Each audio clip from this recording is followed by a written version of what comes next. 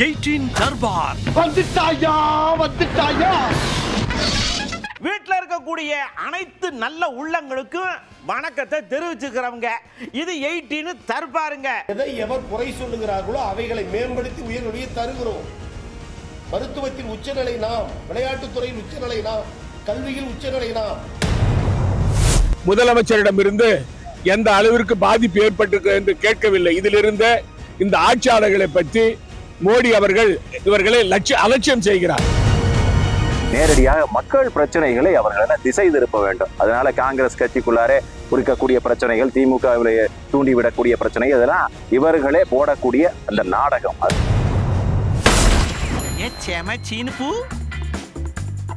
நம்ம ராகுல் காந்தி ஐயா நாடாளுமன்றத்தில் அப்பப்போ போராட்டத்தை அனௌன்ஸ் பண்ணி பீதியை கிடப்புதாரலாம்.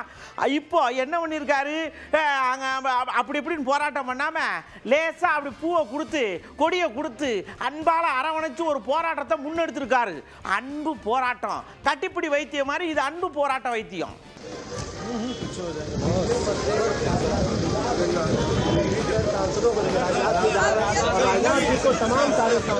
राहुल गांधी पहुंचे। देखिए राजनाथ जी को तिरंगा और गुलाब पीछे हो जाए।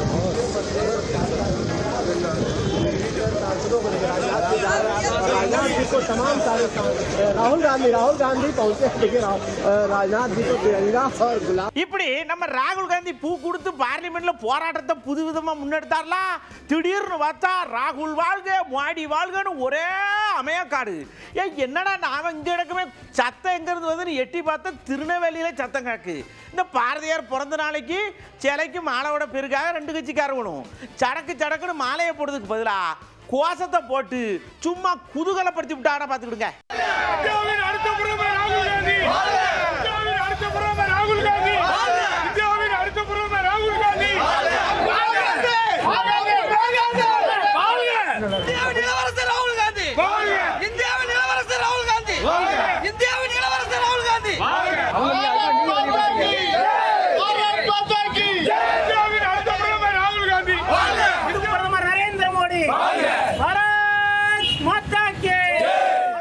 பாருங்க, இந்த கோஷத்துக்கு நடுவுல காஞ்சிபுரத்துல ஒரு வருத்தப்பட்ட கோஷம் மாதிரி ஒரு விஷயம் என்ன அப்படின்னா, இந்த வணிகர்கள் சேர்ந்து போராடி இருக்காங்க.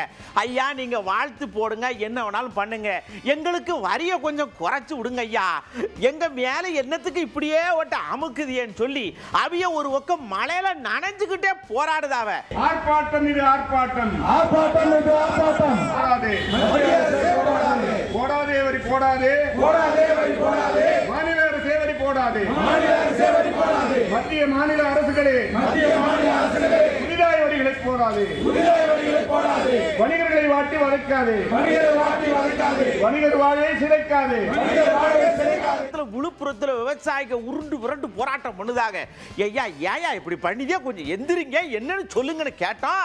ஐயா பெஞ்சல் புயல் வந்ததில்ல, மழை பெஞ்சதில்ல, பயிர் பிஜாதமாச்சுல்ல, அதுக்கு ஒரு 40,000 50,000 ஏக்கருக்கு கொடுக்கலாம்ரா, அதை விட்டு கம்மியா கொடுத்தா நாங்க என்ன செய்யட்டும்னு அவிய ஒரு பக்கம் போராட்டம் பண்ணுதாக.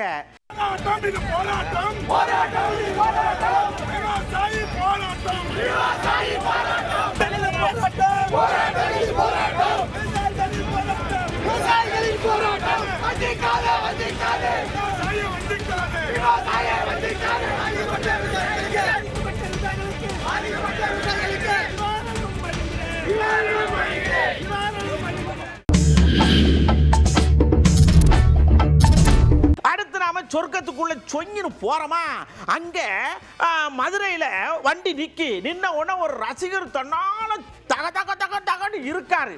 ரஜினி ரசிகரா.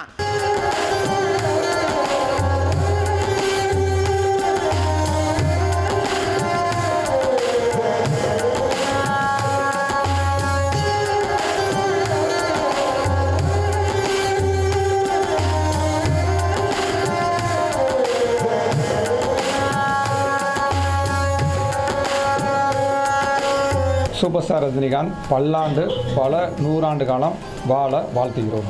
தலைவருடைய பிஆர்ஓ ரியாஸ் சார்ட்டு கால் வந்துச்சு.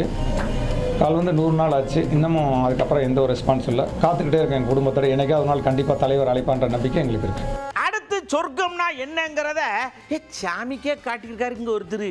என்ன தெரியுமா, இந்த வைரம் வைடூரியம் கோமேதகம் இப்படி எல்லாத்தையும் சேர்ந்து வச்சு ஒரு கிரீட மாதிரி செஞ்சு ஸ்ரீரங்கம் கோயிலுக்கு கொடுத்துருக்காரு ஒரு ஐயா. அந்த ஐயா பயங்கரமான ஆளு, கலைமாமணி விருது வாங்கின ஒரு ஐயா.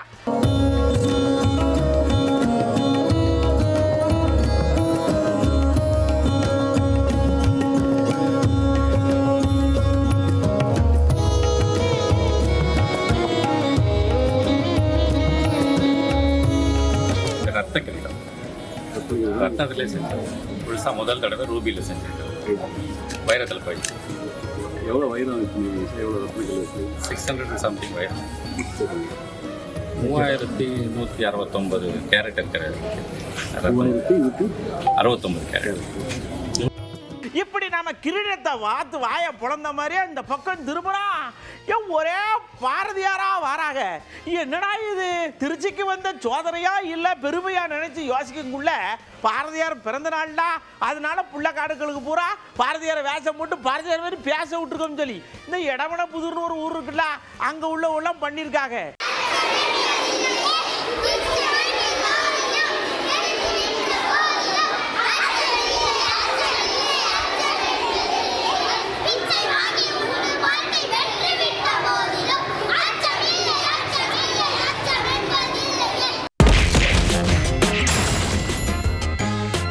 பாண்டிச்சேரியில் நம்ம நாராயணசாமி ஐயா இருக்காங்கல்ல, முன்னாள் முதல்வர்.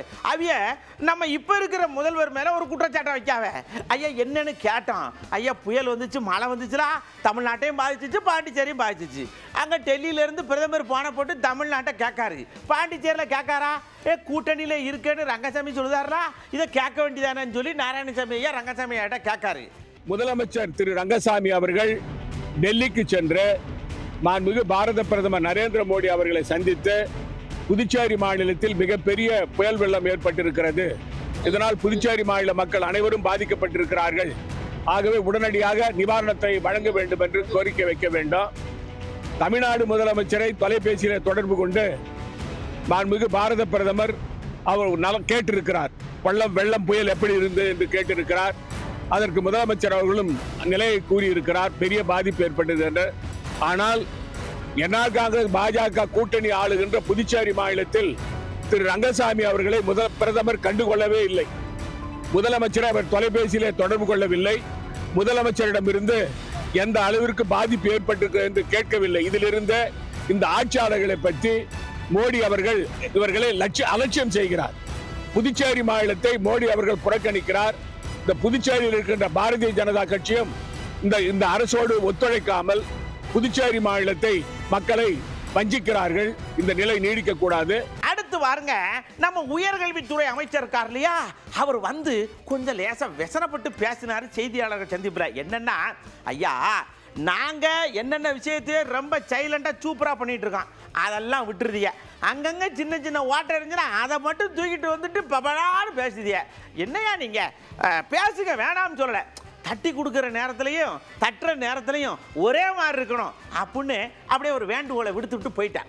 திராவிட வளர்த்த தமிழ் வளர்த்த பெருமை மிகுந்த மாநிலம் தமிழ்நாடு. மற்ற மாநிலங்களை விட இன்றைக்கும் எதிலும் புதுமையும் திருத்தத்தையும் சட்ட திருத்தையும் தருகிற மாநிலம் தமிழ்நாடு. அதனால்தான் மாற்று மாநிலத்தினரும் கூட தமிழகத்தை பார்த்து தமிழ்நாட்டை பார்த்து பொறாமைப்படுகிறார்.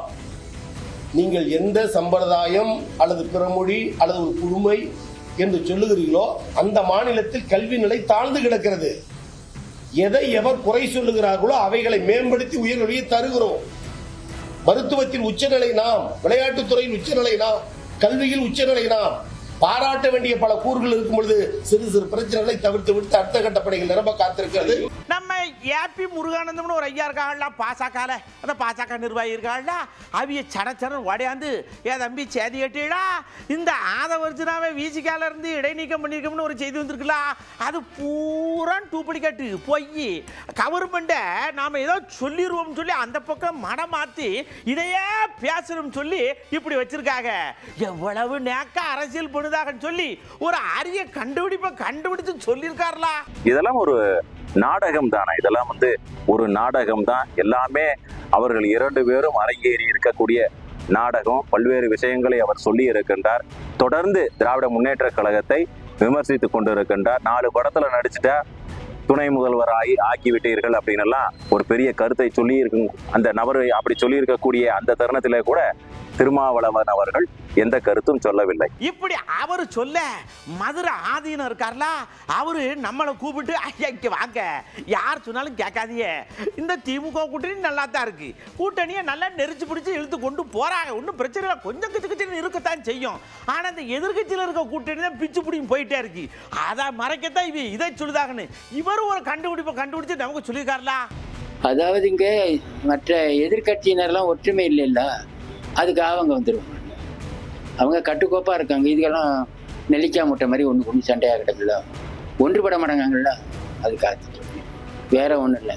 சமீபத்தில் இப்போ வந்து குடமுழுக்கு அதிகமாக பண்ணிட்டு இருக்காங்க. ஆமாம் ஆமாம் ஆமாம், அறநிலைத்துறை கடமை செய்கிறாங்க. சரி, விஜய் வந்து இப்போ கட்சி ஆரம்பிச்சிருக்காரு, எப்படி பாருங்க? அது எனக்கு தெரியாது. சரி, விஜய் வந்து இப்போ கட்சி ஆரம்பிச்சிருக்காரு, எப்படி பாருங்க? அது எனக்கு தெரியாது. இந்த பைக் டாக்ஸி கேள்விப்பட்டிருக்கீங்களா? அதாங்க இந்த ஆட்டோ அப்புறம் இந்த மற்ற வாடகை டாக்ஸி மாதிரி பைக்கில் எடுத்து கொண்டே விடுறது, இதை பற்றி நீங்கள் என்ன நினைக்கிய அப்படின்னு கேட்டோம் மக்கள்கிட்ட. நல்லா தானே பதில் சொல்லியிருக்காங்க. அதுவும் இல்லாமல் middle class people, lower middle கிளாஸில் இருக்கவங்களுக்குலாம் இது ரொம்ப யூஸ்ஃபுல்லாக இருக்கும். என்ன கேட்டால் நான் ரேபிடோவில் தான் ப்ரிஃபர் பண்ணுவேன். இப்போ இருக்கிற சூழ்நிலை மக்கள் இடத்துல ரேபிடோ பைக் இல்லாமல் பைக்கும் வேணும். ஆனால் அதை ஒரு ஒயிட் போர்டு வண்டியை பொது இதுக்கு கமர்ஷியல் வைக்கலா பயன்படுத்தக்கூடாது. நாங்கள் ஓட்டுறதுலாம் வீட்டுக்கு அடிச்சுட்டு தான் நம்ம ஓட்டுறோம், வேற எதுவும் ஓட்டுறோம். நாங்கள் மழை வெயிலெலாம் கடந்து எதுவுமே இது பார்க்காம ஓட்டுறதுக்கு மெயின் கஷ்டத்துக்கு தான் ஓட்டுறோம். நாங்கள் டெய்லி ஓட்டினா தான் எங்களுக்கு பெட்ரோல், இப்போ நான் வேலை செய்கிற இடத்துலலாம் பார்த்தீங்கன்னா பெட்ரோல் காசு வார தான் கொடுப்பாங்க. இப்போ இன்றைக்கி கவர்மெண்ட் இந்த ரேபிடோவை முடக்கிட்டாங்கன்னா பல இளைஞர்களுடைய வேலைவாய்ப்பு கேள்விக்குறியாகும். ஏன் வேலைவாய்ப்பு கேள்விக்குறியாகும்னா, படிக்கும் போது அவங்களுக்கு வேறு எந்த வேலையும் செய்ய முடியாது. ரேபிடோங்கிறது ஒரு யூஸ்ஃபுல்லான ஒரு விஷயமா அவங்களுடைய வாழ்க்கையை முன்னேற்றுவதற்கு சுயமாக அவங்களே வேலை செஞ்சுக்கிறதுக்கு இந்த ரேபிடோ இருக்குது. பைக் டாக்ஸி கூடாது, ஏன்னா இங்கே இருக்கிற ஆட்டோக்காரங்களோட வாழ்வாதாரம்லாம் ரொம்ப பாதிக்குது, டாக்ஸிக்காரங்களோட வாழ்வாதாரமும் பாதிக்குது. இல்லை பெனிஃபிட்ஸும் இருக்குது, அதே டைமில் நிறைய இந்த மாதிரி ஆட்டோ ஓட்டுறவங்களுக்கெல்லாம் கொஞ்சம் சிரமமும் இருக்கத்தான் செய்யுது. அது முறைப்படுத்தினா கொஞ்சம் பெட்டராக தான் இருக்கும். அரசாங்கத்துடைய கண்ணோட்டத்துக்கு அது தவறாக இருந்தாலும் அவங்களுடைய வாழ்வாதாரமாக இருக்குது. அதனால போட்டு அவங்களுக்கு ஒரு அங்கீகாரம் கொடுத்து அதுக்குன்னு ஒரு முறைப்படுத்தி இதுக்குன்னு நீங்கள் இந்த வாகனம் தான் வாங்கணும், இதை வச்சு தான் நீங்கள் ஓட்டணுங்கிற மாதிரி சொல்லலாம். அடுத்து அதே மக்கள்கிட்ட திருப்பி வேற ஒரு கேள்வி ஒன்று கேட்டோம். இந்த மற்ற படமெல்லாம் 1000 கோடியை வசூலிக்கு 5000 கோடியை வசூலிக்குன்னு சொல்லுதாங்க, இந்த தமிழ் படங்கள் மட்டும் 1000 கோடிக்கு போக மாட்டாங்க, நெருக்கி போதாட போக மாட்டாங்க, இதுக்கு என்ன செய்யலாம்னு கேட்டோம். நிறைய இயக்குநர்கள், நிறைய முன்னணி இயக்குநர்கள், நிறைய சிறப்பான இயக்குநர்கள்லாம் இருந்தால் கூட நிறைய இளம் இயக்குநர்கள்லாம் இப்போ நிறைய பேர் வந்துட்டு இருக்காங்க. இந்திய சினிமாவுக்கு தரமான படங்களை கொடுத்த இயக்குநர்கள் நிறைய இருக்காங்க. உதாரணத்துக்கு சங்கர், இப்போ லோகேஷ் கனகராஜ், இது இப்போ நிறைய படங்கள் வரப்போகுது, அவங்களாம் நம்பலாம். கம்பல்சரி 1000 கோடி 2025 அடிப்பாங்க. ஒரு டிக்கெட்டே 400, 500, 1000 விற்காங்கல்ல, கண்டிப்பாக இருக்கும். காலத்தில் உள்ள படமெல்லாம் நல்ல கருத்துள்ளதும் மக்களுக்கு பயன்பாடாக இருந்தது. இப்போ உள்ள படம் என்ன படம் எடுக்கிறாங்க, என்ன போகிறாங்க, இந்த சமுதாயத்துக்கு அது பொருத்தமாக இல்லை. முடியல, இளைய தலைமுறையெல்லாம் அவுட் ஆகி போச்சு, அடுத்த சென்டர்ஸில் தான் பார்க்க முடியும். அதை போய் அங்கே பார்க்குறதுக்கு ஆர்வம் முன்னாடி மாதிரி இல்லை, ஆர்வம் இல்லை. தெலுங்கு படம், கன்னட படம் எடுக்கிற அளவுக்கு நம்ம தமிழ் சினிமாவில் மறுபடியும் மீண்டும் முன்னாடி மாதிரி புத்துணர்ச்சியெல்லாம் இல்லை. ஒரு இனத்தை சார்ந்தோ ஒரு மொழியை சார்ந்தோ இந்த மாதிரி ஒவ்வொருத்தங்களும் ஒரு சுயநல நோக்கத்தோடு எடுக்கிறதுனால தான் இந்த 1000 கோடியை இந்த தமிழ் இண்டஸ்ட்ரி நெருங்க வரல. ஒரு பட்ஜெட் எடுத்தாங்கன்னா, ஒரு உதாரணத்துக்கு 100 கோடி ரூபா அந்த ஃபீல்டில் படமாக எடுக்கிறாங்கன்னா பெரும்பாலான சம்பளம் நடிகைகளுக்கு டெக்னீஷியனுக்கே போயிட்டு மினிமம் சொற்ப தொகையில் தான் படமே எடுக்கிறாங்க. இங்கே உள்ள இயக்குநர்கள் நார்மலாக படம் ஒரு யதார்த்தமாக இருக்கிறாங்க படங்களில், அங்கே வருமானத்தை காட்டுறாங்க. இதுதான் அங்கே நம்ம தமிழ் இயக்குநர்கள் 1000 கோடி அச்சீவ் பண்ண முடியல. அடுத்து நம்ம உசாருக்குள்ள சரன்னு போகிறோமா, அங்கே குஜராத்தில் போய் நிற்கும் வண்டி, நாம் சரி ஏதோ கொஞ்சம் வயிறு பசிக்குன்னு சொல்லிட்டு இந்த தாபாவில் உட்காந்து சாப்பிட்றதுக்கு உட்காந்தா நம்மளை மாதிரி 100 ஆள் உட்காந்து சாப்பிட வந்திருக்காரு. வந்தவர் வண்டியை எப்படி நிப்பாட்டணும்னு மறந்துட்டார், உங்களுக்கு சாப்பாட்டு அவசரத்தில் சரட்டுன்னு வண்டி உள்ள வச்சுடா.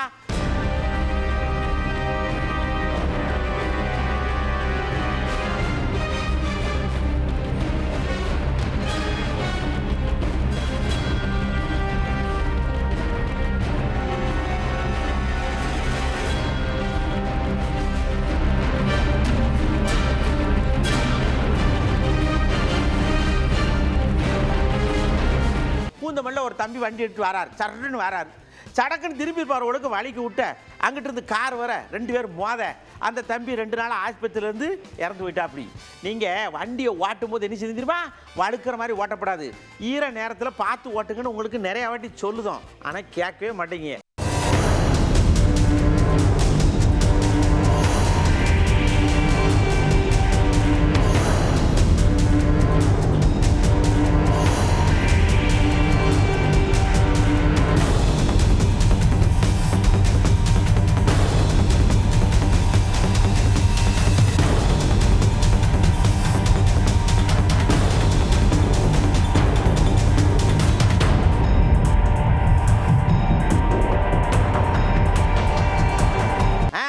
இது வரைக்கும் பார்த்தீங்களா, நல்லா இருந்துச்சா? ஓகே, எல்லாருக்கும் சந்தோஷம், நமக்கும் சந்தோஷம். அடுத்த தர்பாரில் உங்களை சந்திக்கிறேன். அது வரைக்கும் உங்கள்கிட்ட இருந்து அன்போடு விடைபெற்றுக் கொள்வது உங்கள் அன்பு நண்பன் எழில். வணக்கம் மக்களே. 18 தர்பார் வந்துட்டாயா.